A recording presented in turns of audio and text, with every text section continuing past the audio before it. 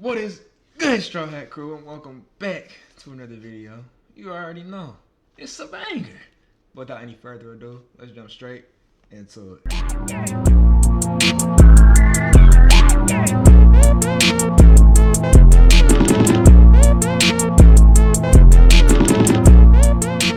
Alrighty, and for today, we got Diddy could get 11 years in prison.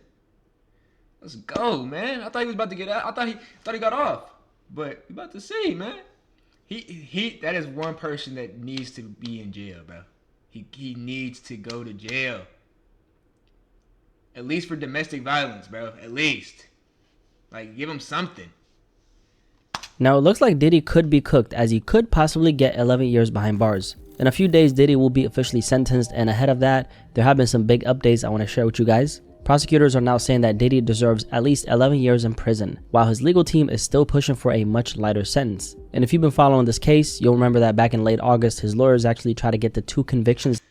Prosecutors from the Southern District of New York filed new legal docs Wednesdays torturing Diddy's motion to get his conviction on 2 counts of the Mann Act overturned, or if not, getting a new trial. As you know, the Mann Act prohibits the transportation of individuals across the state lines for purpose of prostitution. He was facing, they try to get him thrown out, and they also try to push for a new trial. Their whole argument was that these specific convictions weren't meant for cases like this. And now, ahead of his October 3rd sentencing, which is in a few days, the prosecution is firing back, and they're saying that Diddy doesn't deserve a new trial at all, that they have more than enough evidence to support his conviction in the first place. On top of that, prosecutors are recommending that he deserves at least 11 years in prison when he's sentenced this Friday for the 2 counts of transportation he was found guilty of. And one of the biggest points prosecutors are making is that Diddy's victims have been left in fear, and that includes Cassie.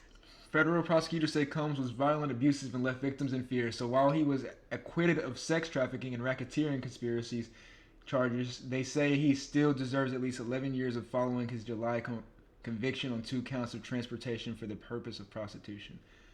Oh, okay. So what I must have seen was that he just got like half of his charges dropped, but he still has some shit to get through. All right, that's good to know. That's good to know, because what I thought it was, he just got free. I thought he just had motherfucking Saul Goodman. You know what I'm saying? I thought he had motherfucking Harvey Specter. You know what I'm saying? So I was like, damn. Ain't no way. Which we'll get into that in a moment. Their recommendation comes just days after Diddy's defense argued the exact opposite. His team is pushing for a sentence of no more than 14 months behind bars, basically saying he should only serve about the time he's already done. And prosecutors have made it very clear. They're saying that Diddy was violent, abusive, and left his victims living in fear.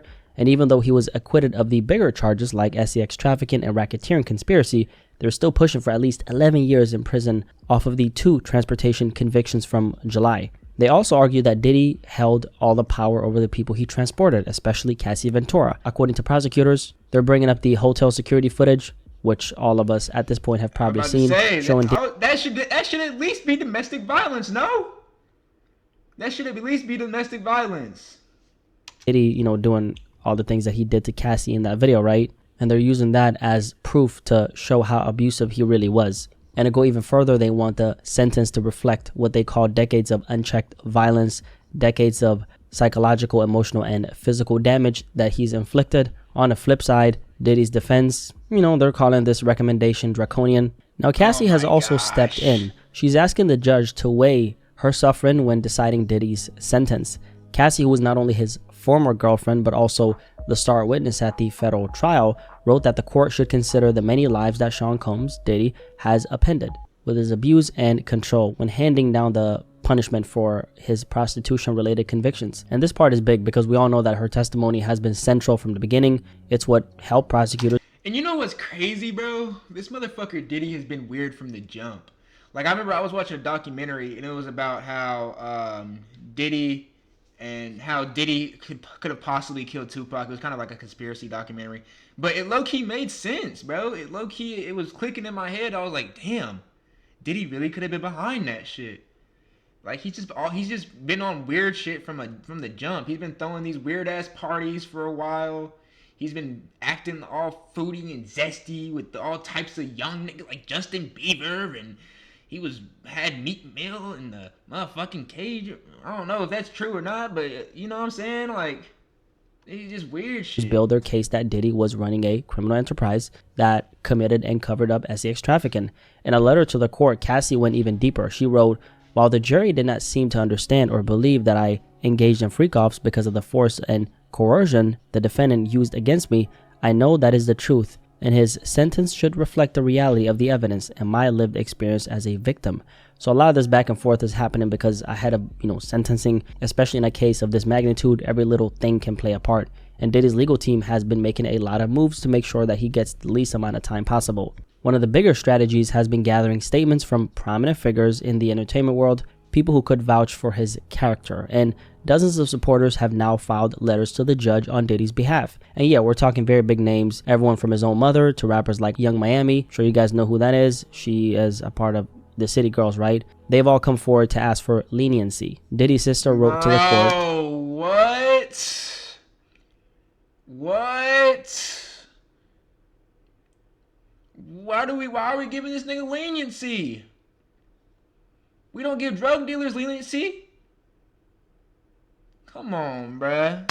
Yes, Sean has made mistakes, serious ones, and his mother added, "Unfortunately, my son has made some terrible mistakes, in his life." The word mistakes is interesting because some people will see it as minimizing his actions because these were actions. Others look at it as simply acknowledgement of his flaws, but either way, right, it stands out that this is I see it as acknowledgement of his guilt. That's all we needed, sir. His mistakes, his actions, sir. That's what she was trying to say. His actions that he committed, sir. Go ahead and lock his ass up underneath the jail if you can. happening so close to his sentencing.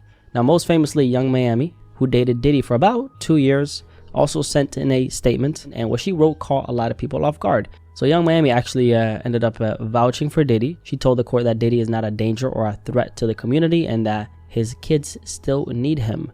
She described him as a loving, genuine, supportive, and always encouraging guy. He motivated me, believed in me, and helped me grow both personally and professionally, she stated. Now, Young Miami actually got a lot of criticism for her letter, and that's for obvious reasons, regardless of the fact that she dated him. At the end of the day, she's still a woman, and I'm sure you guys know that women have been very outspoken when it comes to this whole situation with Diddy. So even though prosecutors are pushing for these 11 years, there are also a lot of people who are invested in seeing Diddy back out on the streets. Now, a lot of these people, they got business ties with Diddy, so it's not surprising that they'd speak up on his behalf, but the prosecution isn't backing down. And also what's interesting is that at first they were only pushing for about 51 to 63 months. Now suddenly it's at least 11 years. Some people might see this as a strategic move.